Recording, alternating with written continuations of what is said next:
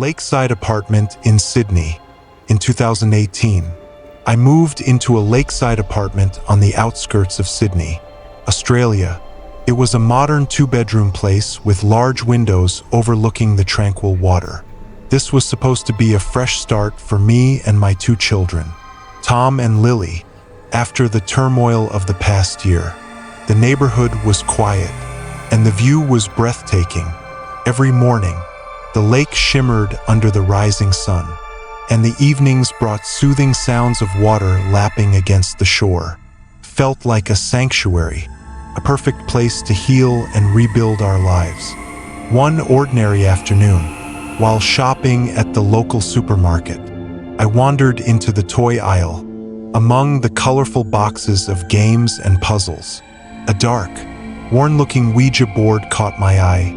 I had heard about these boards in ghost stories and movies, but I never believed in the paranormal. Out of curiosity, and perhaps boredom, I bought it, thinking it might be a fun little experiment. When I brought the board home, I placed it in a cupboard and forgot about it for weeks. Life was busy. Between settling into the new apartment and managing the kids, there wasn't much time for idle experiments. But one quiet night, after putting Tom and Lily to bed, I remembered the board. Sitting in the dimly lit living room, I set the board on the coffee table, placed my fingers lightly on the planchette, and asked the usual questions. Is anyone here? And can you give me a sign? Nothing happened. After about 30 minutes of silence, I sighed, feeling silly, and packed it away. That night was the first time I heard the whisper. It started subtly. I was lying in bed, half asleep, when I heard a faint voice calling my name. Anna? My heart raced, but I convinced myself it was just my imagination or a dream. The following night, it happened again, but this time it was louder. It sounded as though someone was standing at the bedroom door. I turned on the light and checked the apartment, but everything was still. I didn't mention it to the kids, but a few days later, Tom asked, "Mom, did you call me last night?" He said he had heard me calling his name from the kitchen, but when he checked, no one was there. Lily started to act strangely too. She spent more time in her room, talking to herself. When I asked who she was speaking to, she smiled and said, "My friend Emily. She visits me at night." First, I tried to brush off these incidents. Living in a new place can be unsettling, and I thought we were just adjusting to the unfamiliar sounds and shadows. But then the nightly disturbances began. Every night, precisely at midnight, I would hear the sound of something falling in the kitchen. Plates, cups, or utensils seemed to crash to the floor. But when I checked, everything was in its place. The noise continued for weeks, and each time it happened, the air in the apartment felt heavier. One night, I woke up feeling weightless, as though I were floating. When I opened my eyes, I saw the ceiling inches from my face. My body was suspended in the air, completely still. Panic surged through me, and I shut my eyes tightly. The moment I did, I felt myself drop back onto the bed. The next morning, I tried to rationalize it as a vivid dream, but deep down, I knew something was wrong. The turning point came one night when I woke up to find a large black dog lying on my chest. Its fur was matted, its eyes glowed red, and its breath was hot and foul. I couldn't move or scream. I was paralyzed with fear. The dog stared at me for what felt like an eternity before vanishing into thin air. I sat up, gasping for air, my body drenched in sweat. The following morning, I decided to get rid of the Ouija board. I walked to the edge of the lake and threw it as far as I could into the water, hoping to rid our home of whatever had been unleashed. Things seemed to calm down for a few days, but then the worst incident occurred. One evening, I was having dinner with Tom and Lily in the living room. watching a cartoon on TV. As I passed a plate to Lily, I glanced to my left and froze. Sitting at the table with us was a boy I had never seen before. He looked about Tom's age, but his appearance was horrifying: pale skin, hollow eyes, and a twisted grin. He stared at me, unmoving, while the room seemed to grow colder. I blinked, and he was gone. I dropped my fork, my hands shaking. Tom and Lily didn't seem to notice anything unusual. I didn't eat another bite that night. The nightmares started soon after. Every night, I dreamt of drowning in the lake, icy hands pulling me under as I screamed for help. Sometimes, I saw the black dog standing on the shore, watching as I struggled. Other times, I heard whispers in my ear, unintelligible but menacing. Lily's behavior became more alarming. She often woke up crying, saying Emily was angry. Tom became withdrawn, complaining of headaches and feeling like someone was always watching him. Desperate, I reached out to a friend who was an Indigenous Australian spiritual healer. When she entered the apartment, she immediately sensed something was wrong. "This place has bad energy," she said. "The lake is sacred land, and something here has been disturbed." We performed a cleansing ritual using eucalyptus smoke and traditional prayers. As the smoke filled the apartment, Lily screamed, clutching her head. "Emily doesn't want to go," she cried. The room grew cold, and the lights flickered. My friend continued chanting, her voice steady despite the oppressive atmosphere. After what felt like hours, the air in the apartment became lighter. Lily stopped crying, and the shadows seemed to retreat. "You've done something to invite this in," my friend warned. "It's gone for now, but it might come back." I decided to leave the apartment a week later. Even though the disturbances had stopped, I couldn't shake the feeling of unease. Since moving out, I haven't experienced anything unusual, but the memories haunt me. The image of the pale boy, the black dog, and the feeling of floating in the air are etched into my mind. I've learned to never underestimate the power of the unknown. What happened in that lakeside apartment in Sydney remains the most terrifying chapter of my life. A chilling reminder that some doors should never be opened.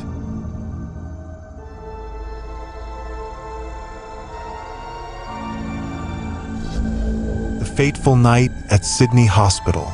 I still vividly remember that cold, haunting night. It was February 22nd, 1993. A date etched in my memory forever. It was the night Emily Carter, gave birth to my first child at Sydney Central Hospital. My daughter, Olivia, was born after a grueling labor. But the joy of her arrival was quickly overshadowed by a medical emergency that nearly cost me my life. The hours leading up to the birth had been exhausting. My husband, Daniel, stood by my side, holding my hand as the pain came in relentless waves. Nurses moved swiftly, and the obstetrician, Dr. Michael Hughes, maintained a calm yet firm demeanor as he guided me through the delivery. Olivia's cry was the sweetest sound I had ever heard, a beacon of hope in that tense, sterile room. But as I held her tiny body against my chest, I felt a strange, cold sensation spreading through me. The warmth of life seemed to drain away, and the last thing I remembered before passing out was Daniel calling my name in panic. When I regained consciousness, the room was in chaos. The doctor and nurses were working frantically to stop the bleeding. I had suffered a severe postpartum hemorrhage, and my condition was deteriorating rapidly.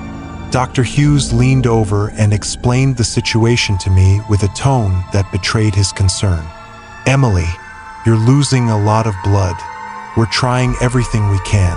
But if we can't stabilize you soon, we may need to perform emergency surgery." The word surgery sent a shiver down my spine. I was too weak to respond, but inside, I felt a growing dread. The thought of being separated from my newborn daughter was unbearable. As the minutes ticked by, my awareness began to fade in and out. The beeping of the heart monitor became distant, and the room seemed to blur into a haze. Just as I felt myself sinking into darkness, the atmosphere shifted. The door to the room opened quietly, and a woman walked in. She was dressed in a nurse's uniform that seemed slightly out of place, like something from decades past. Her white cap and crisp dress gave her an air of timeless professionalism. She introduced herself with a soft, lilting voice. "Hello, Emily. My name is Maria. I'm here to take care of you tonight." Her presence was both calming and surreal. Despite the chaos in the room, Maria seemed unbothered, as if she existed in a separate reality. She approached my bedside, her movements graceful, and placed a cool hand on mine. "You're going to be fine," she said with a serene smile. "You just need to rest and trust me." I felt an inexplicable wave of peace wash over me. Maria adjusted my blanket, smoothed back my hair, and whispered soothing words. She assured me there was no need for surgery, no need for further intervention. For the first time that night, I believed her. After a few moments, Maria stepped back and smiled again. "Rest now, Emily. Everything will be all right." Then, as quietly as she had entered, she left the room. I closed my eyes, feeling a warmth return to my body, as if life itself was flowing back into me. About half an hour later, a nurse named Linda entered the room. She looked at my charts and froze, her face a mix of confusion and disbelief. "Emily," she said, "this is incredible. Your bleeding has stopped on its own. We were preparing for surgery, but it looks like you won't need it after all." Relief flooded through me, but I couldn't stop thinking about Maria. I asked Linda to pass along my gratitude to her. Linda's expression shifted to one of bewilderment. "Maria?" she asked. "Are you sure that's the name of the nurse who helped you?" I described Maria in detail, her uniform, her calming voice, her presence. Linda's face turned pale. "Emily," she said cautiously, "Maria was a nurse here, but she passed away over 20 years ago. She died in a car accident on her way to work during a thunderstorm." My heart skipped a beat. Linda explained that Maria was known among hospital staff as a kind and dedicated nurse who had loved her job. Stories circulated about her spirit appearing to comfort patients in need, but they were always dismissed as mere legends. "I've heard those stories," Linda admitted, "but I never believed them until now." Despite the strange encounter, I was discharged the next day, my body remarkably healed. Dr. Hughes and the other staff were baffled by my rapid recovery, but I didn't share the details of what had happened. At home, as I cradled Olivia, I couldn't stop thinking about Maria. Who or what had she been? A ghost? An angel? Or perhaps a manifestation of my desperate need for hope? Over the years, I shared the story of Maria with only a few close friends and family members. Olivia grew up hearing the tale and would often joke about it. "Mom," she would say with a mischievous grin, "I almost killed you, but at least I gave you a chance to meet an angel." The humor didn't diminish the weight of what had happened. Every detail of that night remained vivid in my mind. Maria's voice, her touch, the way she had vanished. One rainy evening years later, I visited the hospital again, now modernized and bustling with new faces. I spoke to an elderly nurse named Margaret, who had worked there for decades. When I mentioned Maria, Margaret's eyes lit up with recognition. "Ah, Maria," she said with a wistful smile. "She was one of the best, even after she passed." People claimed to see her, always at night, always helping patients. Some said she was an angel watching over this place. Margaret showed me an old photograph of Maria. My heart skipped a beat. It was her, the same gentle smile, the same uniform. To this day, I don't know what Maria truly was, but I do know that she saved my life. Whenever I think of that night, I feel a deep gratitude, not just for her intervention, but for the reminder that some things in life transcend explanation. On stormy nights, as thunder rumbles and rain falls, I often sit by the window, holding a cup of tea, and think of Maria. I imagine her walking the hospital halls, continuing her silent work, a guardian angel for those in need. Her story has become a part of mine, woven into the fabric of my life, a reminder that even in our darkest moments, light can find its way through.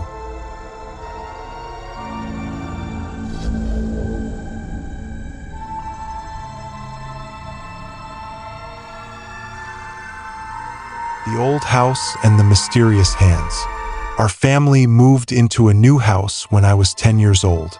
It was located in the suburbs of Sydney, a quiet area with cobblestone streets and tall trees providing shade. The house was old but sturdy, and my father, James, was proud of buying it at a bargain price. My mother, Laura, was away in the countryside, taking care of my sick grandmother. So, it was just my father, my two older sisters, Emily and Sarah, my brother Thomas, and me, Anna, living in the house. The house appeared normal from the outside, with a small garden and a large oak tree casting a shadow over the yard. However, the moment I stepped inside, I felt something was off. The air was always cold, even on the hottest days of summer. The house had two main bedrooms and a third room, which had originally been a garage but was later converted. The living room was the heart of the house, where we often gathered. It was simple: a long couch along the west wall, a large sofa on the north wall, and a wooden coffee table in between. It was a blistering summer day, the kind where the sun seemed to set everything aflame.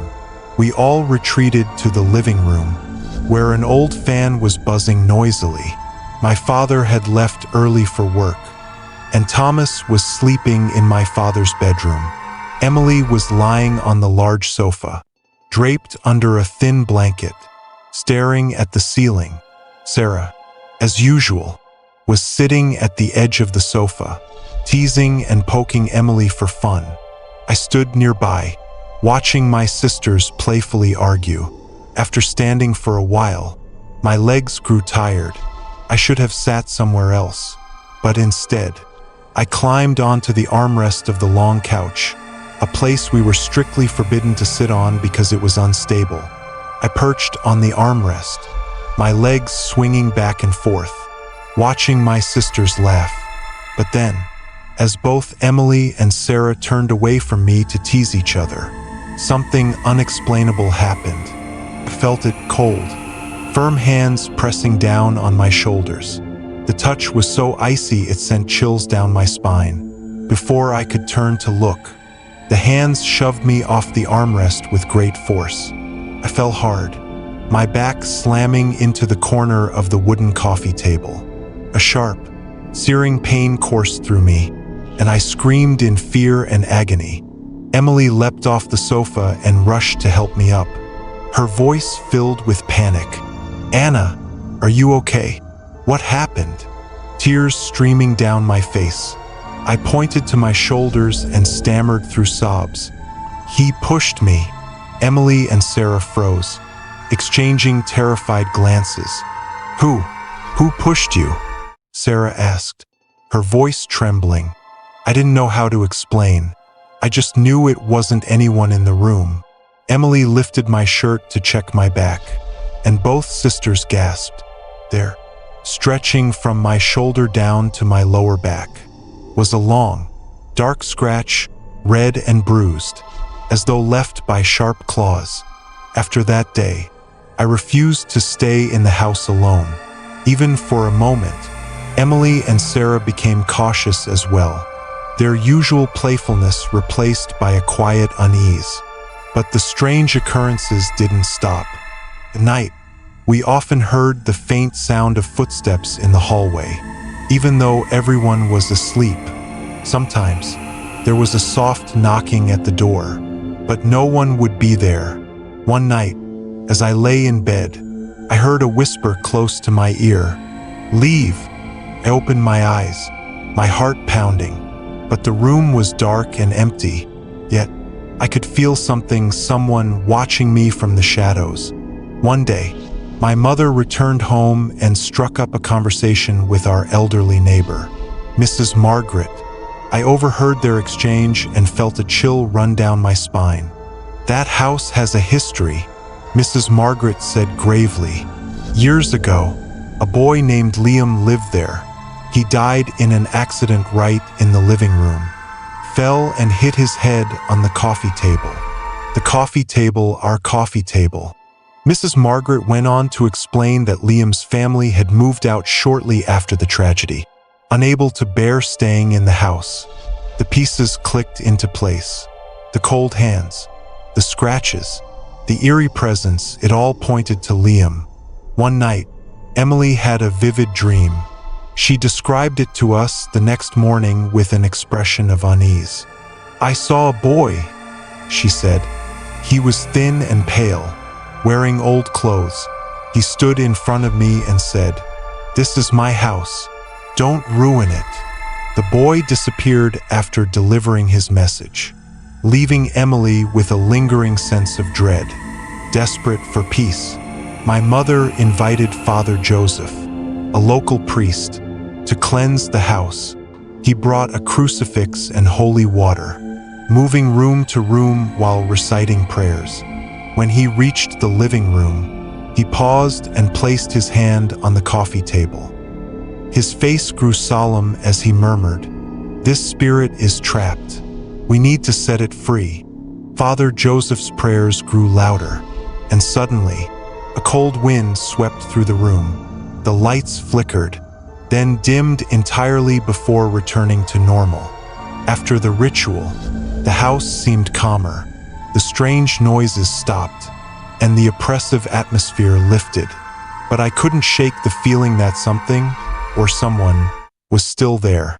A few weeks later, as we were cleaning the living room, I found an old photograph wedged behind the long couch. It was a picture of a young boy, around 16 years old, standing next to a coffee table. My mother looked at it closely, her face pale. "Is this Liam?" I felt a chill as I stared at the boy's face. His eyes seemed to pierce through the photo, as though watching us even now.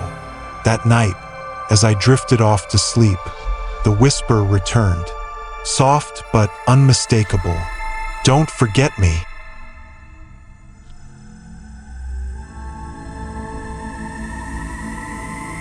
The darkness following Jack. Our family's life began to derail a few years ago. Christine, lived with my only son, Jack. Jack had been struggling with severe depression since his teenage years. While our family wasn't wealthy, things took a much darker turn when a series of traumatic events occurred. In 2013, I faced immense pressure. A student I had taught once threatened me. A stalker repeatedly harassed my family. And another man, more dangerous than the rest, directly threatened my life.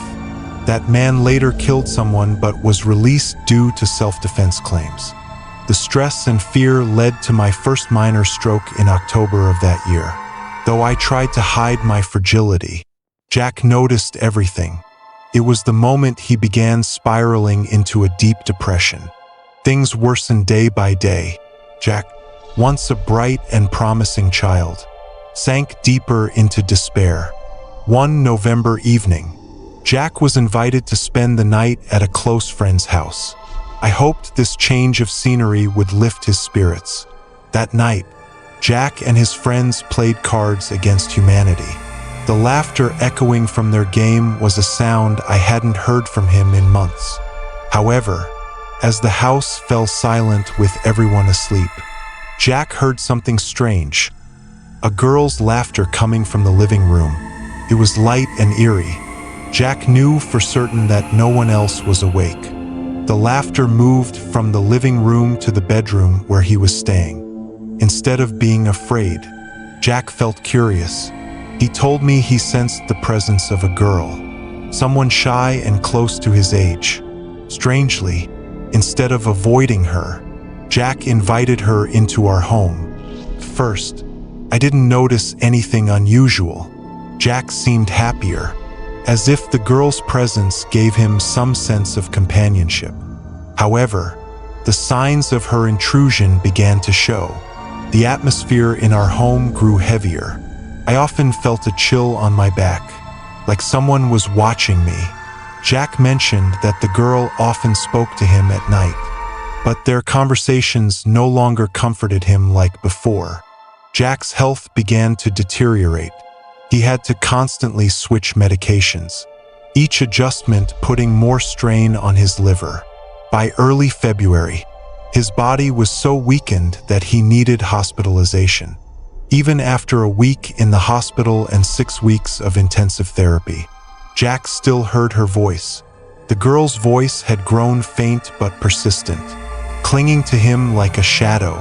One April night, Jack attempted to end his life. He told me he had stood by the train tracks, waiting for the right moment to step forward. But then, the girl appeared. She pulled him back from the edge, not out of concern for him, but because she needed him. Jack believed she wanted to keep feeding off his energy. I began to understand that this girl wasn't a harmless spirit. She had a darker purpose, and her presence was dragging Jack further into despair. I knew I had to act. I researched Rook's cleansing method and gathered everything I needed: selenite wands, salt, and holy WAT. One day, while Jack was out, I began the cleansing ritual. I sprinkled salt along the doorways and windows, sprayed holy water on the walls and furniture, and recited prayers to banish the negative energy. At 1:30 a.m., Jack called me, his voice shaking with fear. "Mom, I feel like something is watching me." I immediately understood that she was causing trouble. I drove 35 miles in the middle of the night to pick Jack up. On the way home, Jack heard a furious voice echo in his mind. "So this is how you repay me?" That was the moment Jack realized the girl was not a shy, innocent presence. She harbored malevolence, hiding behind a false facade. When we got home, Jack and I worked together to carry out a final plan. We cleansed his room with salt and holy water, placing 6 selenite wands at each corner to create a protective barrier. Jack soaked in a salt bath while I burned rosemary to purify the energy around him. I did some research about the house where Jack had spent that night. It turned out that 2 previous tenants in that room had suffered mental breakdowns. One of them had even locked themselves in a closet for 3 days. Jack said he no longer heard the girl's voice, but he occasionally felt a light touch on his shoulder or a faint sigh near his ear. We haven't completely escaped the darkness. Jack is still battling depression, but I see glimpses of hope that were absent before. I often wonder, has she truly left us, or is she simply waiting for the right moment to return? On quiet nights, I still feel an inexplicable presence nearby, a subtle reminder that this story may not be over.